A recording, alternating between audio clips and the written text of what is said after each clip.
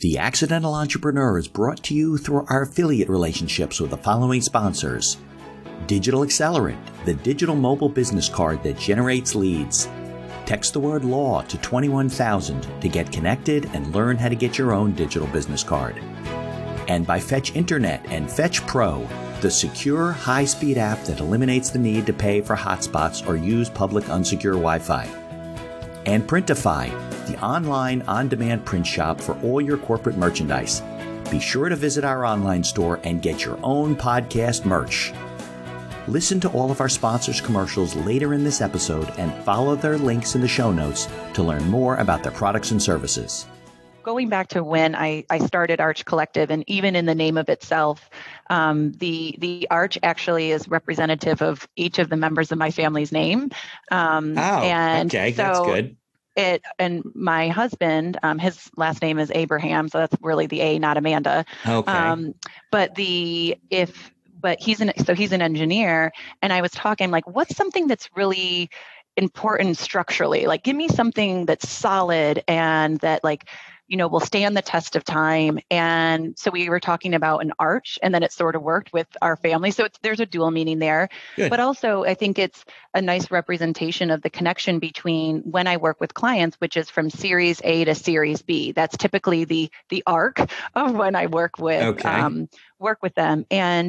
But then Collective, from the beginning, I knew that I wanted this company. I didn't want to just be a one-off consultant. I wanted to be something bigger than that. There's usually a threshold for how big you can grow if you're a one-off business. But also, I mentioned that I have 2 children, and I've met a lot of women that they step out of the workforce and they want to get back in, but the way that the workforce is structured isn't necessarily supportive of where they are and their adjusted goals. Right. And so I'm like, wouldn't it be great if I could find a way to tap into that network that I have access to, friends of mine who previously worked or former colleagues, and not just only women, like any freelance marketer, but I'm like, there's certainly an opportunity to tap into that. And so hence the idea of the collective, where I play the role of the fractional CMO and develop the strategy for my clients. And that's the first thing I do for them. And then once we have that marketing plan, the strategy, the roadmap, whatever you want to call it, then I say, okay, in order to execute on this, you have 1 or 0 or a handful of marketers on your team. I can use them in these ways, but let's supplement for some of these projects with my team. And you don't have to hire them full time. I bring them in when I need them, and they exit when you don't. So it's a very efficient use of capital, which is so important for a startup company. The information provided in these episodes is for entertainment purposes only. It is not a guarantee of success or to be construed as advice of any kind. You should always seek advice from local licensed professionals before making any decisions. The dictionary defines an entrepreneur as a person who organizes and manages any enterprise, especially a business, usually with considerable initiative and risk. People often start a business without much choice, perhaps due to a job loss or just being dissatisfied at work, and they come up with an idea they just know can be successful. They become entrepreneurs by accident. That is to say, their success or failure happens by accident, not with intention. My name is Mitch Beinhacker. I'm a corporate attorney and a business advisor. You're listening to The Accidental Entrepreneur, my podcast about how to achieve success on purpose, not by accident. Join me along with our monthly guests where we share our knowledge and help you get a hold of your business. And now on to today's episode. Just to remind you, the podcast is produced and brought to you by my legal practice, Beinhacker Law. We provide business and estate services to entrepreneurs, inventors, and other small business owners. Whether you're just getting started or you've been operating for a long time, contact us for all your general legal needs, from contracts to client agreements, from purchasing a new location to onboarding a new partner or key employee. We draft all types of agreements and handle most business transactions. For more information about our products and services, visit BeinhackerLaw.com, or you can follow our link in the show notes. Thanks for listening, and I hope you enjoyed today's interview. Hi, this is Amanda Rabideau, founder of Arch Collective. At Arch Collective, we handle all marketing strategy and execution for post-Series A funded B2B tech startups, so they can go from achieving product market fit to acquiring more clients, securing Series B funding, or even possibly an acquisition. by using our unique marketing model, which is a dynamic fractional CMO for strategy, plus the collective, an accomplished network of marketers and creatives for execution, this happens all for the price of a full-time CMO. Excited to be here. All right, Amanda, good morning. It's even earlier where you are, right? Well, you're an hour behind me in Michigan? No, we're on Eastern time zone. So you are Eastern time zone. Okay, yeah, you're right. My son's in Indiana, and I remember we were driving through past Purdue, and then the time changed by an hour. So, yeah, so you guys are Eastern. Okay, good. So it's 10 o'clock there, too, because you're not in San Francisco. You are in Michigan today, right? Yes, for a few months to enjoy the good summer weather of the Midwest. Good. All right, good. And your headset's working good. We're going to talk about some cool stuff today. So was it your publicist or something connected us? Mm-hmm. Something like that, right? Yeah. I work with a group called the Expert Bookers, and they're the ones who introduced the two of us to get me on the podcast. Very good. Okay. So I think what I'd like you to do for the growing listenership, hopefully, is talk about your background, like, where you're from, because I know you said you're from Michigan, what your background training is. I have it in your bio, but nobody has that. And then we can get into what Arch Collective is and its unique model, because I think for startups, founders, entrepreneurs, it's a very unique, model that you've put together. A lot of people in the marketing world are not doing. So, but once you take it away, let's go back to the log cabin you grew up in. Sounds perfect. Here in Michigan, I did grow up in a family of entrepreneurs. So starting something new and working with entrepreneurs is in my DNA, as one would say. However, my career journey also started somewhat entrepreneurially, as my first job was working at a startup company. I worked for an orthodontic startup in Texas. Like a device company? Well, they offered a solution called SureSmile, which shortens the time you wear braces. Okay. And in fact, they were acquired a couple of years ago by Dentsply, so I got to experience my first exit as well. Nice. Yeah. That's a good thing to experience early, I think, in your career, right? It is. And the other thing that working for a startup got me used to was being extremely flexible and nimble and wearing lots of hats. And I never had the luxury of working for a big brand that everyone knew. I started off in sales. And so when I walked in the door, I had to get them to understand the problem and get them to understand why our technology was something even worth looking, not with the benefit of people knowing the brand. And I always joke that for most of my career, my family had no idea where I was working or what I was doing because they weren't household names. But I liked it, and it was the start of me even beginning my career and beginning Arch Collective, where I work exclusively with startup companies. Yeah, you kind of got bit by the bug early. I did. Yeah, definitely. Well, I think the startup world is kind of mysterious to a lot of people. They think of it as this tech startup exit for billions of dollars type of thing. And I think getting into that world early probably helped you with understanding it and being comfortable with it and working with these people, right? That's so true. And there's their own language within the world of startups. And I think a lot of times what people see are the sexy sides of the story, or even the dramatic fall downs, like a WeWork or something, or, you hear of an Uber or, all of these dramatic stories. But, really with startups, there's, thousands of startup companies that are invested in every year, and only a very small fraction of them get to that kind of level. Certainly a small fraction that becomes a unicorn, as they say, but even smaller that becomes acquired or makes it in the market and continues to get funding or goes public. Right. And that doesn't mean there aren't successful startups, but it just, you don't exit for Google money. You don't sell YouTube to Google for $17 billion or whatever they sold it for, but that doesn't mean you don't do well Facebook, and then maybe go on to another venture, right? I mean, it's a big industry. Yeah. And I specifically focus on B2B companies, which are even more hidden in the background. Right. Because you don't, as the average consumer, even hear about them. Right. Yeah. Right. So, and to your point, there are massive acquisitions and a ton of deals that take place on the B2B side that never really hits the average consumer's right. It hits radar. The trades and stuff, not outside of the business world.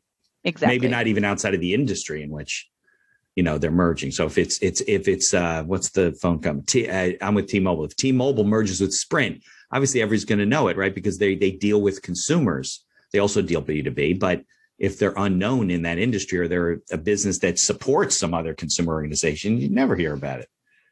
Exactly. Yeah, right. You nailed it. Yeah.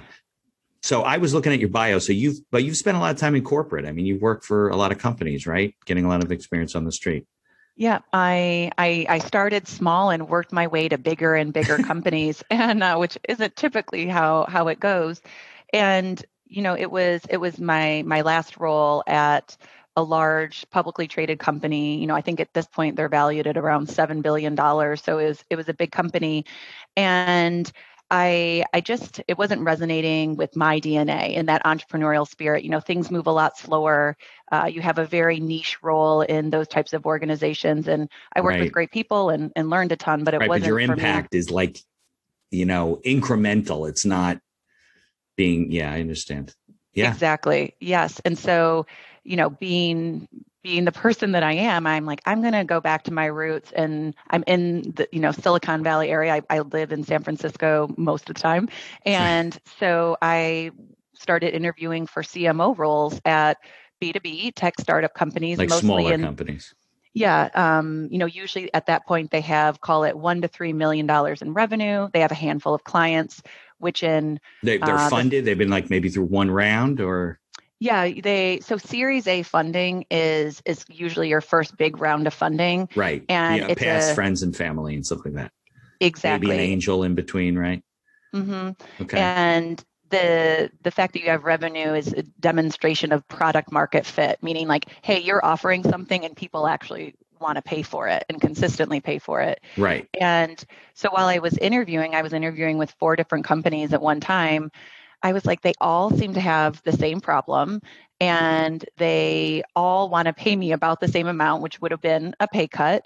And so I started doing a bit more research, and I'm like, this is something that's quite prolific in this space. And I kind of joked to my spouse. I said to him, I'm like, why don't I just work for all 4 of them? I'm like, if I did that, I could so efficiently solve their problems. And you'd probably make more money. It'd be less expensive for each of them. Exactly. Right. But that's exactly what I set out to do. And that's what I've done with Arch Collective. So this was what year? This was a couple of years back? 2019. Oh, perfect timing. So you go to your husband, you're like, I'm quitting my job. We got 2 kids. Did you have 2 kids at that point? My youngest was about 6, not even 6 months old. Oh, perfect. I remember those days. That's a great time to like start your own business. I mean, why? You're not sleeping anyway.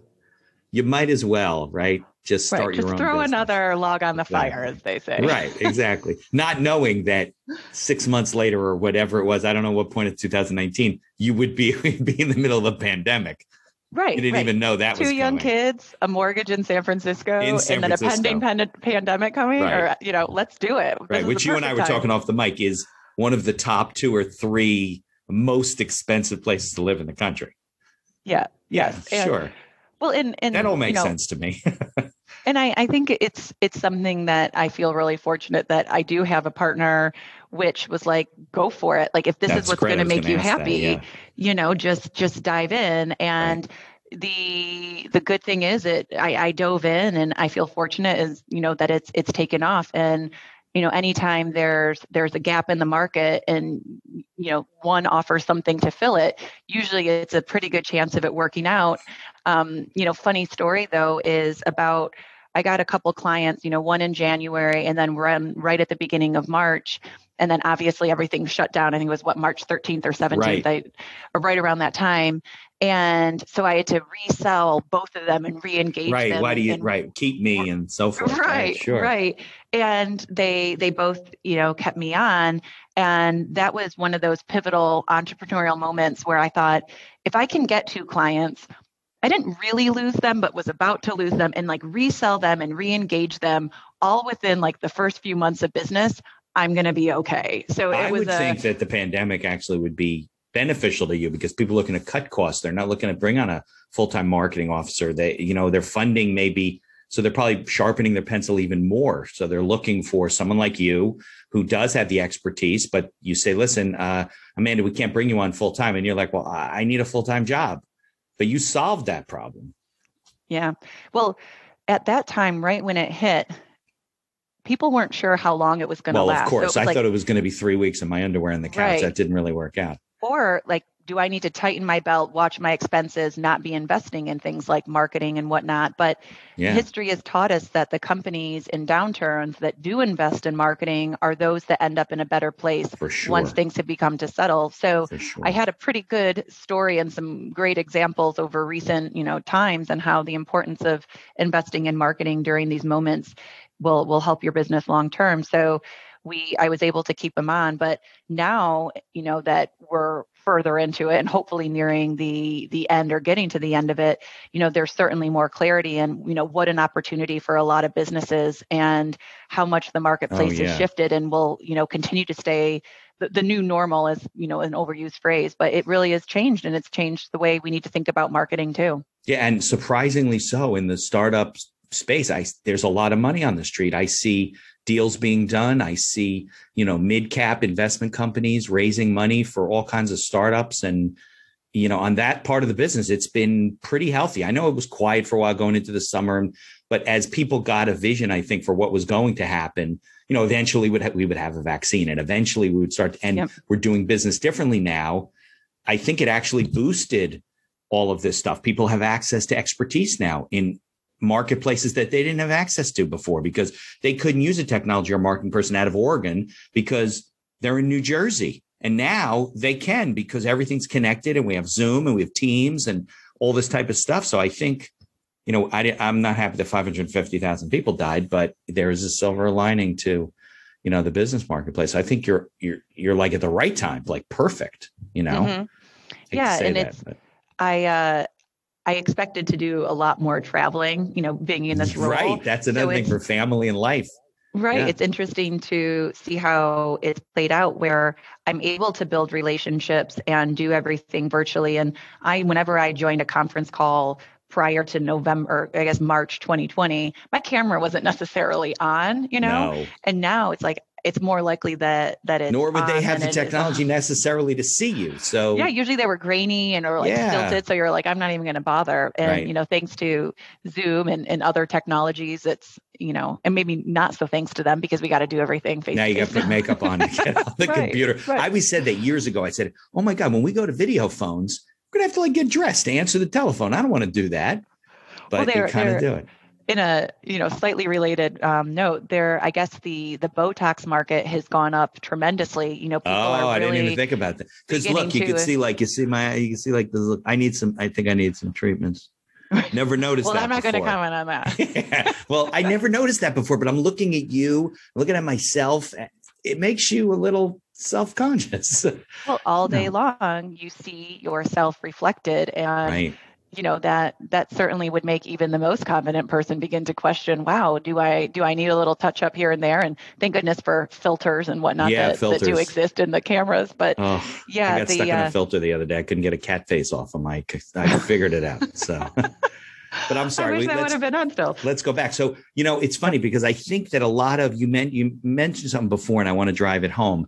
A lot of small business owners, not just startups, they seem to invest in marketing at the wrong times, right? Because times are good, and I'm not saying you shouldn't invest in marketing when times are good. Of course you should, but you also should plan budget-wise, right? Because if things turn and they're not within your control, and you have no resources or budget to market and keep your name out there and so forth, that's when you get crushed.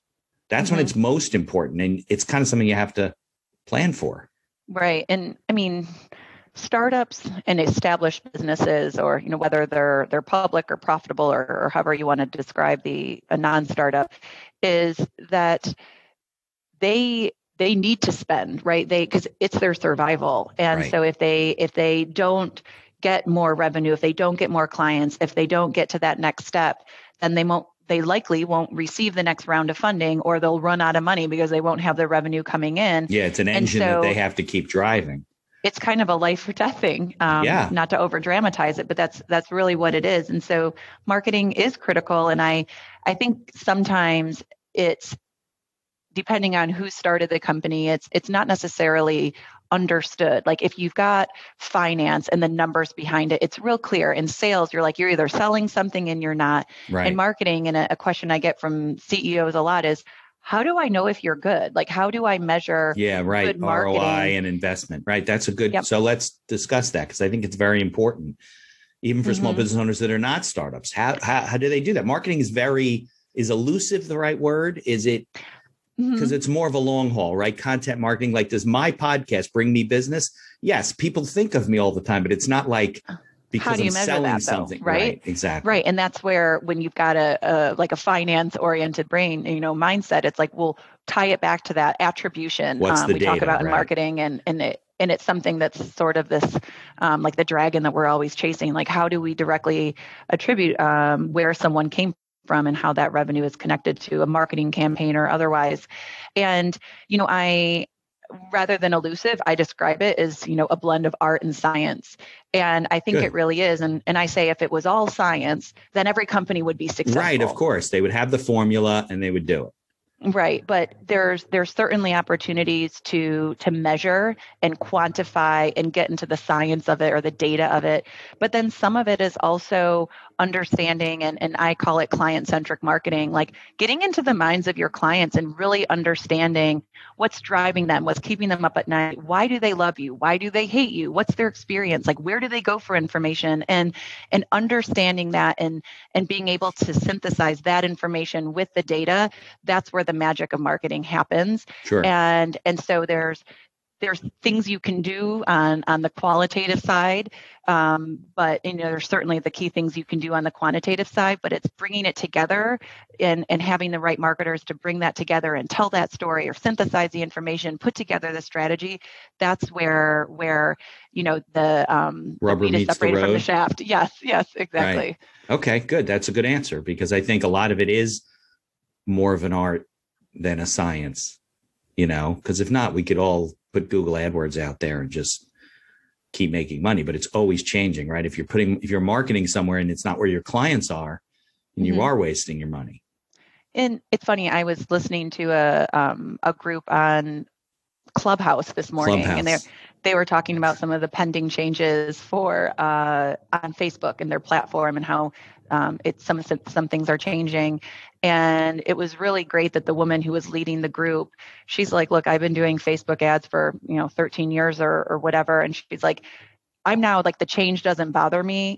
The algorithms at Google change, the platforms change, but things are constantly evolving. So if you're in especially the digital marketing space, and you don't like change, then you probably need to move to a different part of marketing. Because you can't just do one thing and continue doing that one thing expecting it to work. It's not going to.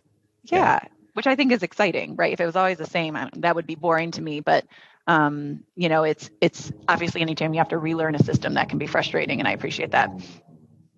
Okay. We'll get to Clubhouse later. I'm an Android person, so I borrowed my daughter's iPad mini, but apparently it's too old to work. Clubhouse says your iPad mini is too old, and I can't, and I'm not going to go out and like buy, I don't know. We can talk about that later, but yeah. So let's continue with the discussion, because I think that how people market and what they need to do is important. So tell me about Arch Collective and what you're like. How does the whole community work? So I can talk about how it works with the collective side of it, and I can talk about then how we work with the clients that I bring on too. So going back to when I started Arch Collective, and even in the name of itself, the Arch actually is representative of each of the members of my family's name. Okay, that's good. And my husband, his last name is Abraham, so that's really the A, not Amanda. Okay. But he's an engineer, and I was talking like, what's something that's really important structurally? Like, give me something that's solid and that will stand the test of time. And so we were talking about an arch, and then it sort of worked with our family. So there's a dual meaning there. Good. But also I think it's a nice representation of the connection between when I work with clients, which is from Series A to Series B. That's typically the arc of when I work with them. But then collective, from the beginning, I knew that I wanted this company. I didn't want to just be a one-off consultant. I wanted to be something bigger than that. There's usually a threshold for how big you can grow if you're a one-off business. But also, I mentioned that I have 2 children, and I've met a lot of women that they step out of the workforce and they want to get back in, but the way that the workforce is structured isn't necessarily supportive of where they are and their adjusted goals. Right. And so I'm like, wouldn't it be great if I could find a way to tap into that network that I have access to, friends of mine who previously worked or former colleagues, and not just only women, like any freelance marketer, but I'm like, there's certainly an opportunity to tap into that. And so hence the idea of the collective, where I play the role of the fractional CMO and develop the strategy for my clients. And that's the first thing I do for them. And then once we have that marketing plan, the strategy, the roadmap, whatever you want to call it, then I say, okay, in order to execute on this, you have one or zero or a handful of marketers on your team. I can use them in these ways, but let's supplement for some of these projects with my team. And you don't have to hire them full time. I bring them in when I need them, and they exit when you don't. So it's a very efficient use of capital, which is so important for a startup company. So the collective is a community of professionals that basically provide their services on a fractional basis to multiple companies, just like you did. Yeah, and but not all marketing people. They're not necessarily. They're marketers and creative. So I mean, I don't have like not bringing financial CFOs, people in or whatever, right? But I mean, I do now, having worked in it, like have a network. So if someone needed a fractional CFO, I can now a business attorney, at least in New Jersey. I do. We're the only profession that's landlocked to the state in which we're admitted, but whatever. Yeah. So the group I work with, then I bring them in, and what I think is nice and why I specifically say we handle all of marketing strategy and execution is that my clients like that they basically can say, it's all on you. Like, I don't have to worry about who I need. Like, figuring out how to build a marketing team is figuring out who to hire for one marketing role is stressful enough. The fact that someone is going to not only figure out who I need, get the right people, manage all the work, make sure it gets done. The bandwidth for them is incredible. They don't even want to. Yeah, exactly. So it's like they kind of throw it. I mean, we're engaged, right? But like they throw it over the fence a bit, and then it's like, hey, they know Amanda and her team will get it done, and I take pride in that, and it's something that I'm glad that I can offer to clients, where it's one less thing for a CEO to have to worry about. So on the client side, the client side is not always tapping into the collective. It just depends on the relationship. Yeah, usually, I mean, I haven't had a client that hasn't used it in some form, but the extent of the usage, it really depends. In fact, I started with a new client recently, and they have quite a marketing team. So how the collective will be used is going to be very different for them, because most of my clients, they either have no marketing hires or maybe they have like a very junior marketing hire. And so we probably need additional skill sets, but they don't want to bring on a full-time brand marketer. They need to bring on a full-time team to build a new website. It's like, let's bring them in, use their source or use them as a resource, and then set them free. But you get everything you need. Are you working in any particular industries more so than others? I mean, is it, healthcare, medical device, tech, fintech? I don't know. So most of my clients are, they're tech, B2B tech clients. Okay. I mentioned, that I was at a large corporation before I did this. It was in the real estate or property ecosystem, data and analytics. And I was one of the leaders of innovation there. So I met with a lot of startups to understand, what's going on in the marketplace and how could they be impacting our business and so on. And so because of that, I have, deep relationships with InsurTech and PropTech and in that space of real estate and insurance technology. So a lot of my clients come from there. Although, I have clients that are in tangential businesses where they're a tech-based company or an AI-based company. And so right. I've got experience there. And sometimes I had someone tap me there. I was like, look, I don't really have experience, but I've worked in a lot of different industries over my career. I'm sure I can learn yours. And, as long as you know that with me coming in, I want to be upfront and honest. And, they became a client. Yeah. So in the let's use the insurance industry as an example. So you're helping them to market the software that they're producing for the real estate client, the customer, right? That using it in their business. So it's not necessarily, in this case, it's an API. One of my clients, they have a web-based platform and an API. And so it embeds into their clients, which are the property and casualty insurers. It embeds into their business. But other than that, yes, you're exactly correct that, I'm helping market to the PNC insurers, or I'm helping market to the banks in some cases. And then with this new client, we're marketing to agencies and CPG companies. So that's a new space for me. Yeah, because they're subscribing to the software, right? They're using the technology. I mean, are you really their sales team, or are you supplementing their sales team with the marketing? Because it can be different. Sometimes it's the same.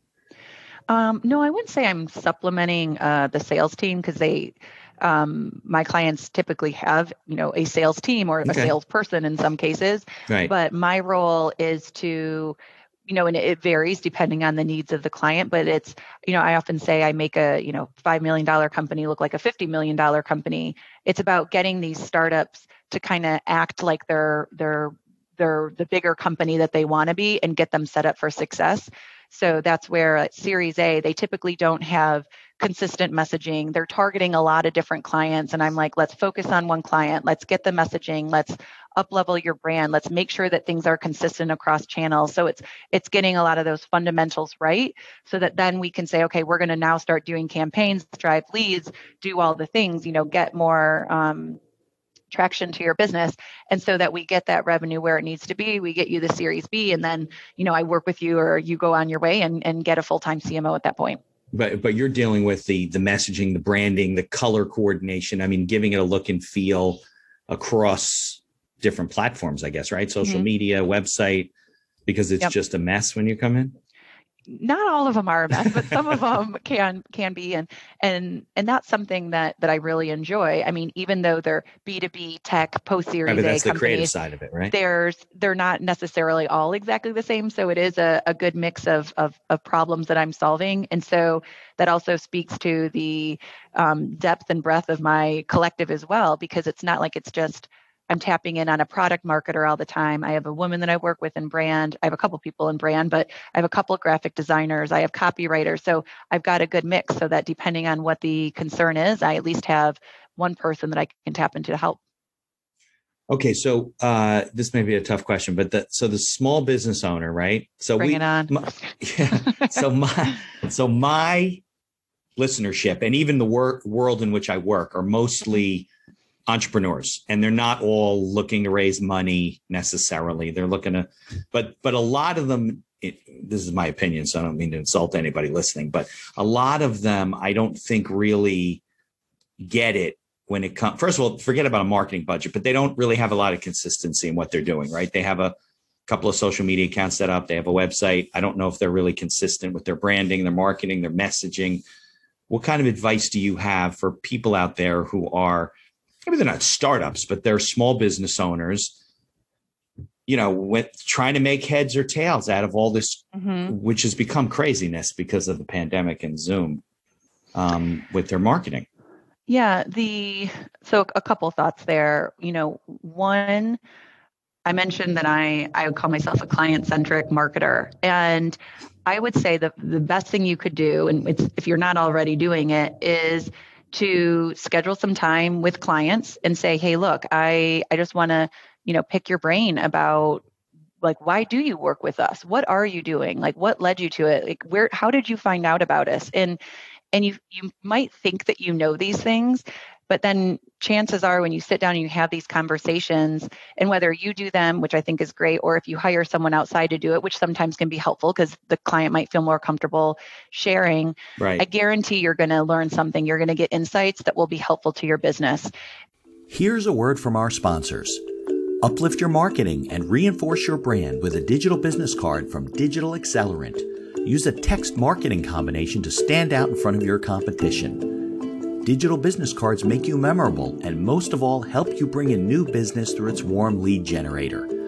Motion graphics, intro, outro, and inspirational videos can be added during setup. Text the word LAW to 21,000. That's LAW to 21000 to learn how to get your own digital business card. Suffering from slow internet speed? Worried about hackers? Fetch Pro gets the internet from your smartphone to your Windows and Mac computer without paying for a hotspot. Always get the fastest, most stable, and secure internet access on your computer with Fetch Pro. Follow their affiliate link on our website to learn more and get connected with Fetch. Printify is the online service that simplifies and automates the process of sourcing and creating print-on-demand products branded with your company logo, product, or service. Printify is a better alternative to pre-purchasing and warehousing your merchandise for distribution or sale. Follow their link from our website to learn how to set up your own online store. And be sure to visit our online store and get yourself some podcast merch. Follow the link in the show notes to learn more about all of our sponsors. And now back to our show. And whether it is that it teaches you that what you thought they liked about you is not necessarily what you've been thinking it had been. Like if it's like, we love you guys because you're so honest and transparent, and we know that whatever we come to you with, you're going to give us a straight answer. And you're like, they love us because of our technology, the fact that we save them money. Even care. Right. It's like, yeah, it's great. That's and obviously great, but we like, right. But this is really why we refer people to you. This is why we stick around.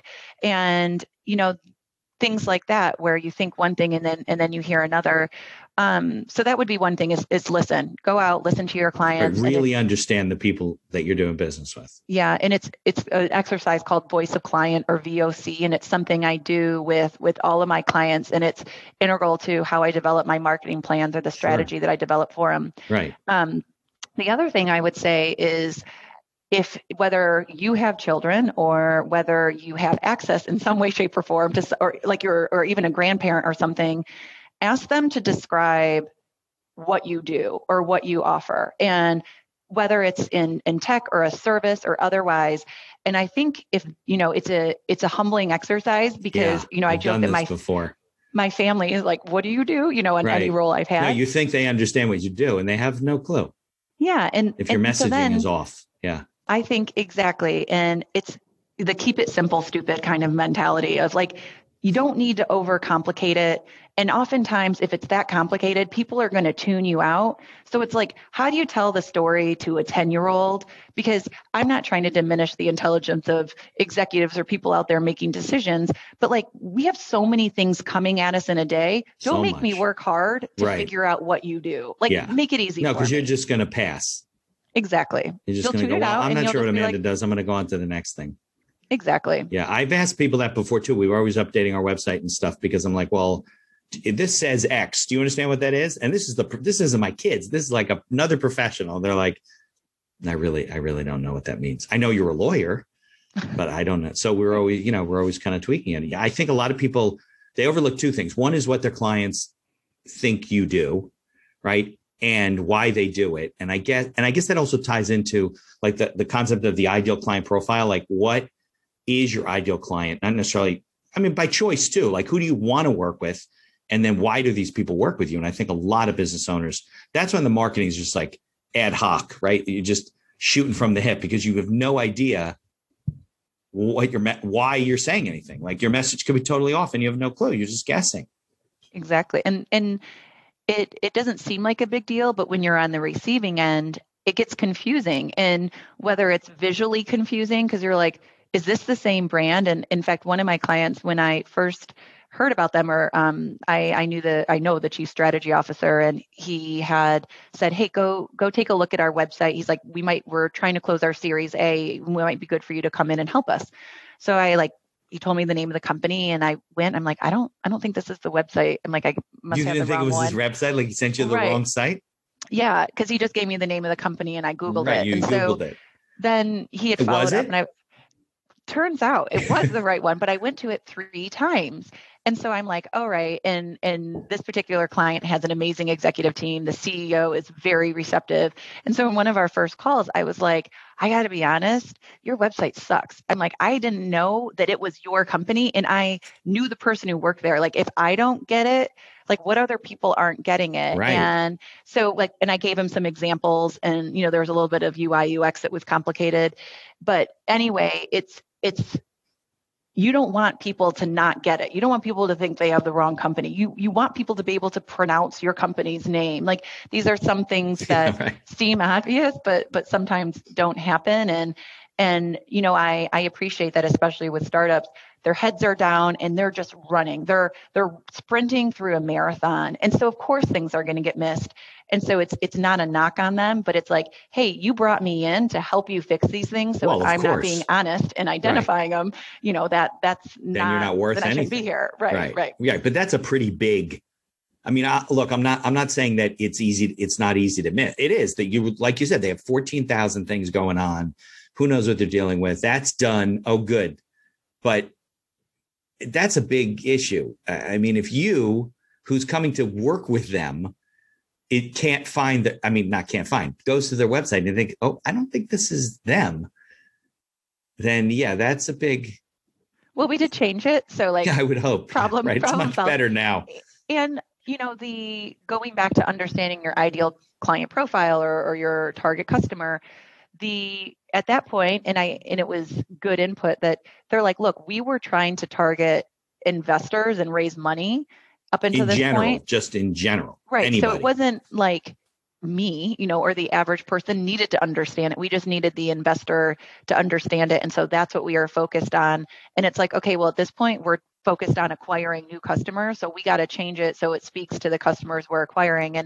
And it's, even though that conversation seems obvious and like a CEO should be open to it, not often are people open to changing something that they've already built. It's whether it's the mentality of like, this is my baby, or right. They're emotionally attached. Yeah. So I always appreciate when I have a client that's like, maybe this isn't what I want to hear, but appreciate you being honest. And let's go fix it. Cause that makes my job easier too. Well, that's also the ones that are successful. I mean, you can't get it right all the time. As a matter of fact, you probably get it wrong 80% of the time. That's why you rely on good teams of people. Yeah. Yeah.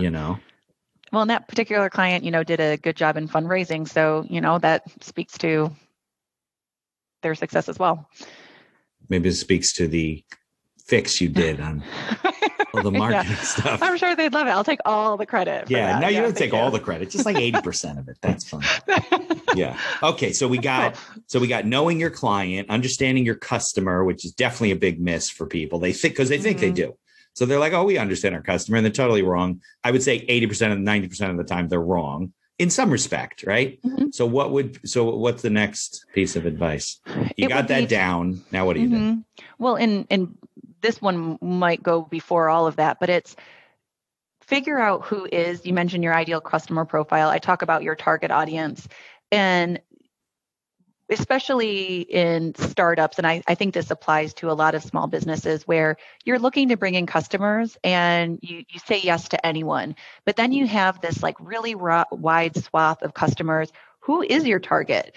And then you've got to, if you wanted to market to that group, you'd have to spend a ton of money in a ton of different areas because every group you're all over the place, right? Exactly. And so that's the other thing I talk about with clients is I say, okay, we need to focus. We need to prioritize. We can always move into other markets, other industries, other customer segments. But for now, we're going to focus and we're going to go hard and fast after X segment. And then once we're there, we'll start to expand. And so before you go into the VOC and whatnot, figure out who that target is that you want to go after. Right. And then I would talk to the lookalike customers who look like that and begin to understand them, because once you build out that story and then you set out your campaigns and you execute and you measure, and then you're like, okay, this is working or not, and you have some success, then you can go back and repeat that process with the other targets and the other segments. And then all of a sudden you're like, wow, my business has grown a lot. But you kind of got to like go hard and fast after one, learn your lessons, and then repeat it and or replicate it and go out to the other markets. Yeah, I think that's a huge mistake that a lot of small business startups do that make, because they think that by limiting their message or picking a lane or whatever, that they're somehow giving up business. But I think it's the opposite. If you're all over the place, you never gain traction, you never gain focus. Your message isn't consistent, and you're not really growing. And the ones that get focused, like, look, I'm a lawyer. I do certain things that I don't do. Does that mean that I turn away people that are referred to me because it's whatever that I can do, but I don't do it full time? Yeah, I don't turn them away, but I don't want my marketing message to be out there trying to convince people that I do everything when, it's just not a healthy way to run your business. Yeah, it's the FOMO of business, right? The fear of missing out. That's the word I was trying to think of. Yeah. Yeah, but I might push back on you to say, why say yes? Like, if you don't want more customers that look like that, there is power in no. And I am by no means a coach. I do have a coach, and we talk about these things too, like putting no into the universe so you get something better back. Yeah. But like, I think that going back to this first startup I worked at, I was in sales. And I worked with orthodontists, and we were talking about patient referrals. And they said, we only ask our best patients for referrals because like refers like. And so if you've got a compliant patient that pays their bills and does a great job, keeps their teeth clean, you want more patients like that, not the ones that don't do what you say and then they complain that their treatment's taking longer. And so, going back to the power of no, if you say yes to clients that aren't necessarily what you want to build your business, then they're going to maybe refer more people that are the wrong clients. And you could get down a path, and it's like, what is your business? And not only that, you say no to those people who referred from somebody else who you have a relationship with. Maybe they're not your perfect client, but you have a relationship with them. There's a ripple effect. And now you're stuck. Right. Not being able to say no because you don't want you're worried about the ramifications of that getting out there. That's a huge one. If you build a clientele, like you take anybody walks in the door. Let's say I'll use residential closings in New Jersey. Attorneys still do them in New Jersey. I don't like doing them. I'll do them as a favor for a friend. There's no money in it.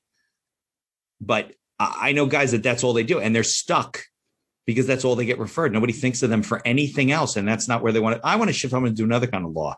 Well, good luck. I mean, you get it's turning the Titanic at that point. Right. Yeah. Exactly. So I am still a young company, and I don't want to have to say no to clients. But, in fact, I have an example of a client where I didn't say no. They were pre-Series A, and I don't work with pre-Series A clients for certain reasons.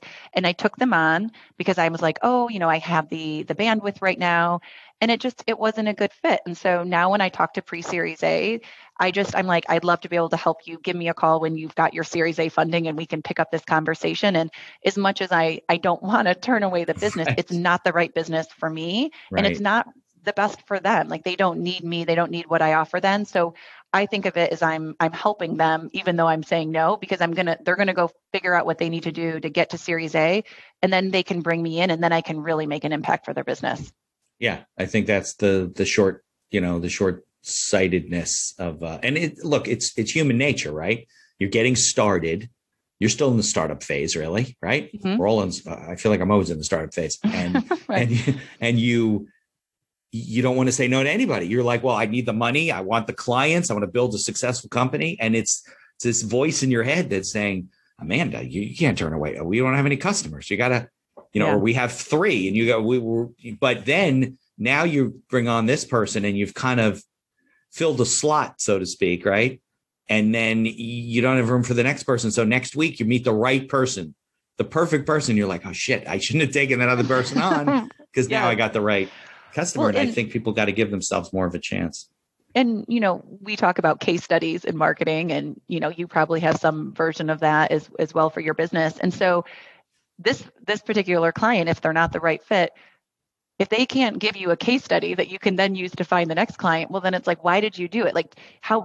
Yes, you get a paycheck, but it's not really going to, like you said, long-term help your business. So not that we need to beat this dead horse of saying no, but I do really think it's hard to do. And, it's been hard for me. And so I appreciate that. But when there I are do tactful say no, ways to do it.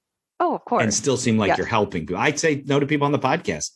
I don't think this is perfect for you. We don't have the right listenership. Let me refer you to somebody who I think can find the right fit for you, Exactly. Yeah. Yeah. I mean, that's how your person, I forget who it was, but found me. And then she's like, you got to talk to Amanda. She's great. So, yeah. Okay. So we got 2 very important things, maybe the most important, your message, knowing your customer, and knowing when to say no. Right. I think that Amanda's that's a good Secrets of Life.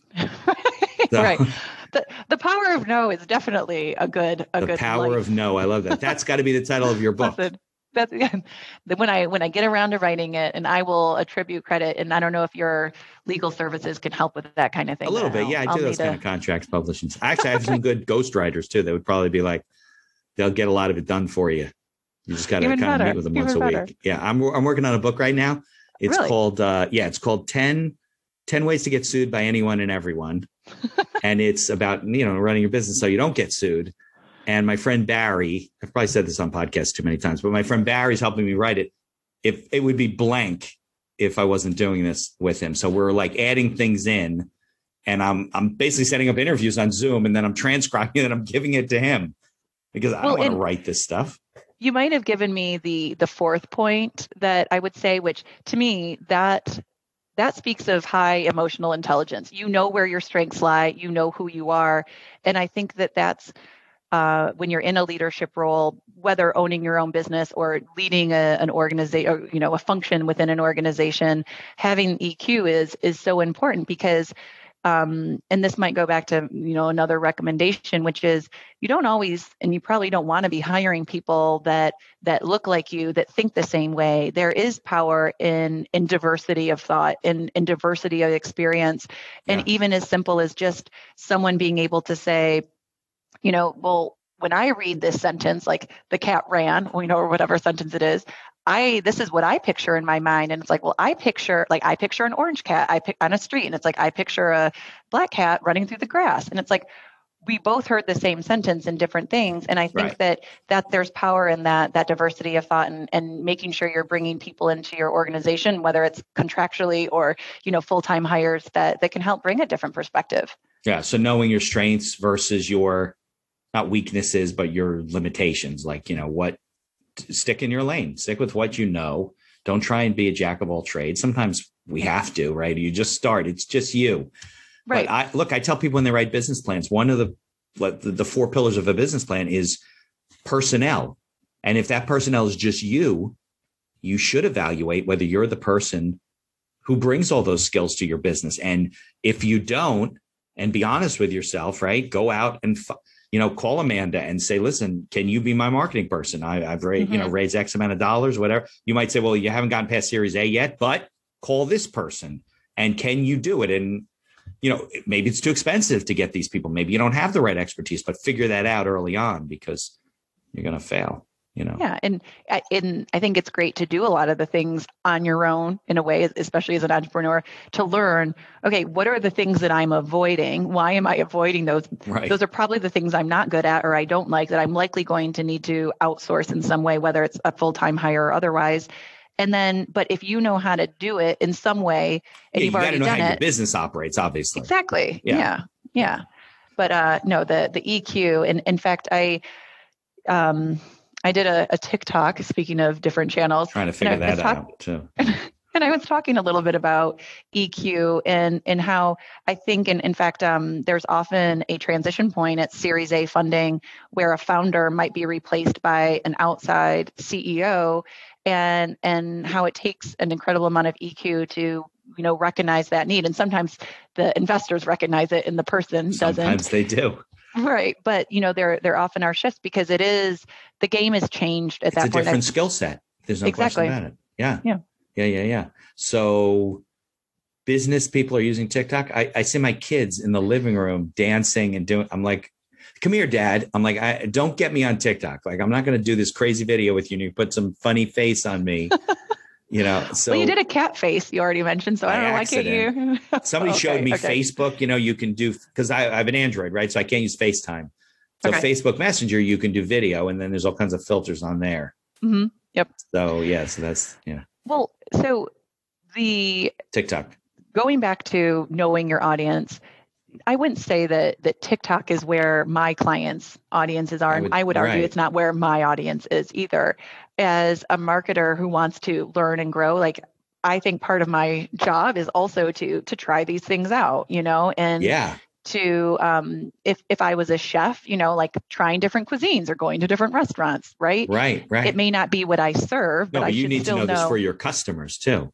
Exactly. Your clients. Yeah. Yeah. And as I'm building and developing my brand and understanding what platforms work for me, I thought, hey, I'll give TikTok a try. And in some ways that led me to begin to start doing podcasts, because I was like, oh, other than just a picture or like on LinkedIn where, you've got a post and written words, being able to discuss and have a conversation and engage, I enjoy that. Yeah. And so even though TikTok, it was often a one-way engagement. Those are quick too, right? They're shorter. Yeah. I still got to have a say, a voice out there rather than just words in an image. And so it's not the best fit for my business. And I would say that, going back to know your audience, if you are a B2B company and your audience is on TikTok, then you should be there. But if your audience isn't there, then it's probably not the best use of your time and marketing dollars to be spending a lot of time on a channel that no one's going to be paying attention to. Right. Well, I think it gets back to what you said before. I just lost my train of thought, but when it comes down to these different platforms, you said before about somebody who recognizes that, things are always going to change and they're okay with that. Like they don't just put it out there and why isn't this working anymore? Well, you posted that 8 years ago and that's why, it's not working anymore. But I think that if you want to dabble in different, not dabble, but you can't just stay static, right? You can't just say, right. Oh, LinkedIn is the place for me to be. Meanwhile, other things are going on. You got to learn those things. But I find that, do you find that, I guess, audio and video are more compelling now than just the written word? I mean, they kind of have to be overlapping in terms of like, you can't just post articles anymore, right? Mm-hmm. Well, and or does it depend on the industry, right? Yeah, it really depends. I mean, you at any given moment might prefer reading something versus watching a video. So let's say I'm, my husband's fallen asleep and I'm in bed looking at my phone. I'm not going to put on a video. I might read a blog, but like during my day, I might have, 30 seconds to watch a quick video versus taking time to like read a long blog. So right. I think that each individual is different at different times. And one might say that each industry is different. So videos might resonate more with one than another. But to me, the real thing is taking any piece of content and finding lots of ways to use that piece of content. So if you've got a blog, well, turn it into a script for a video, turn it into some posts, turn it into an infographic or right. You got it. And so it's if you're investing in the content, juice it, right? Like get the most out of it that you can.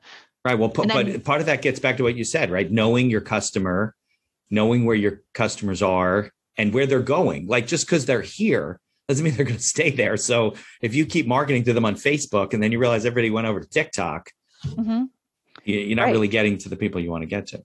Yeah, exactly. And thinking like Clubhouse, which it's my understanding. Clubhouse is all audio, right? Yeah. And I think it started in January, so not that long ago. And I was on it and, there are people who have like 55,000 followers or like hundreds of thousands of followers. Yeah, I know. It's crazy, right? Yeah. Right. In a very short period of time. But like what you get on Clubhouse is very different than what you get on TikTok. But then there are people, personalities, companies, whatever, that have transitioned from one to the other. And so it'll be fascinating to see where that goes and how it's utilized. But, there's always something new coming, and it's maybe a bad phrase, but it's like, I never want to be the old dog who's never learned new tricks. So it's kind of like, you gotta stay in touch and know what's going on. And it may be right for you. It may not be, but like, I'd rather know how I feel about it or understand why it isn't. So I can go to a client and say, this is good for these reasons, or this isn't good for these reasons, and be able to offer that, insight to the people who I'm working with.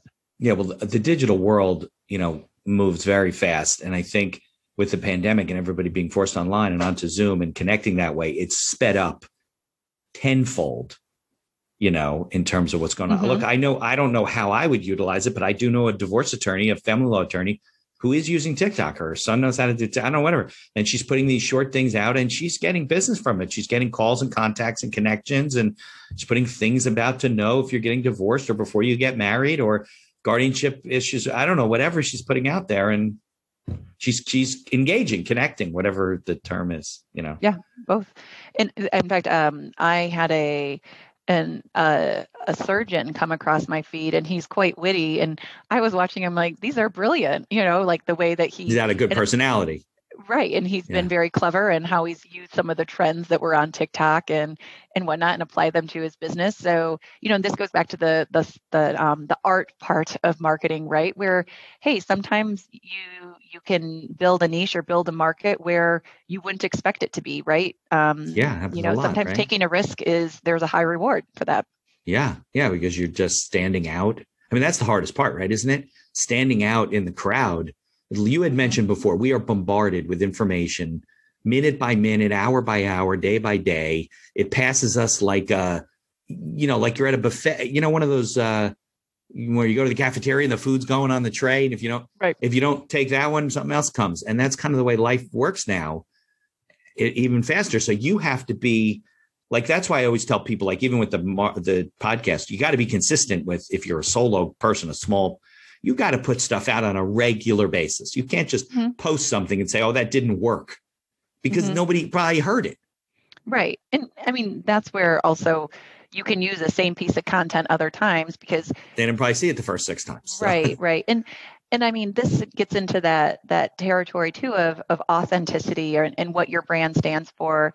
And so if your brand isn't one that's going to always be on top of the trend or what have you, then also don't worry about it. Like I always say, play your game, right? It's easy to have your head on a swivel and get that FOMO, like, oh, well, this person did this and that person did this. And it's like, if that's not right for your business, if it's not right for your brand, if it's not going to reach your customers, then just like be okay, kind of like sticking to your plan. And yeah, we all need to be nimble and flexible and recognize where the tides have turned or there's industry shifts. But to some extent, being consistent is half the battle in a world where things are changing so fast. If you're, continually being like, I am, client centric, or I'm, there's a lot of transparency, or all of my innovation is focused on business results, and you hit that point time and time again, eventually it'll resonate. It will resonate.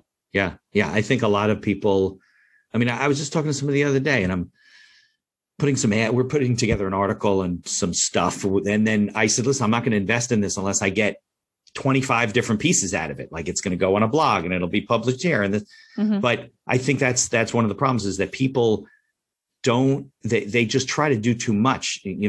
They're like, well, if you do the podcast, you can transcribe that and then put that here and you can make blog. Do you know how long it takes to transcribe an hour podcast? I mean, I don't have a staff, right? So I'm not paying somebody to clean up our transcription, but it's wrong. I mean, so you have to go through it line by line. Can I offer a solution here? Because yes. I use so I am no way, shape, or form associated with this business, but the company is AmberScript, and it is very affordable transcription. How accurate is it? That's the issue. Extremely accurate. Okay. And yes, you still will need to go through and clean up, because if you're umming and awing, you don't want all that. But like cleaning up No, but the words themselves are pretty accurate. Yeah, very. Okay. And so when I mentioned I do these voice of client calls, and oftentimes, I'll record them and then I'll want to go back and reference, or someone on my collective is working on it with me. If I'm doing a one-on-one call, I want to be able to share. And sometimes people prefer to read versus hear a conversation. And so I use their transcription services all the time, or even for voice notes for me if I'm ideating about something. So yeah, I would put that as a best practice for my business. Check that out. Yeah, maybe we can get them as sponsors of the show. But I know that if I take your transcript and I put it in the show notes, it's now searchable by the search engines. They can't search our audio, and not yet, right? They can't search our video, I don't think, right? Well, I don't know, amberscript.com for the answer. Maybe I should ask them for a promotion fee, but they're great. They're great. Yeah, no. So shout out to them. I'll definitely check them out. All right. So I have taken up a lot of your time this morning. What do you want to leave with? Some thoughts about advice you're already given very good advice. It's probably one of the best conversations I've had about marketing and stuff. But any closing thoughts? And we'll put your, links in the show notes so people can get in touch with you. What's the best way for people to reach you? I mean, what's the website? Archcollective.com? It's arch-collective. collective.com. Yes. And if you're a freelance marketer or creative, go to the Collective page and there's an application that you can submit. Okay. And I'm always open to meeting new marketers and creatives with a variety of backgrounds. So if you're interested, don't hesitate to reach out. And if you're a company that's about to be closing on your Series A and thinking about bringing in marketing help, or you've just closed your Series A, go to the clients page, and then there's a form where you can get in touch with me, and then I'll follow up and we can set up an intro call for 15 minutes where I can learn a bit more about you and, see if it's the right fit, and then we go from there. Perfect. So what's the weather like out in Michigan today? It is nice? Actually, well, right now it's sunny and it's supposed to be 60. It snowed a little bit on Wednesday. So Oof.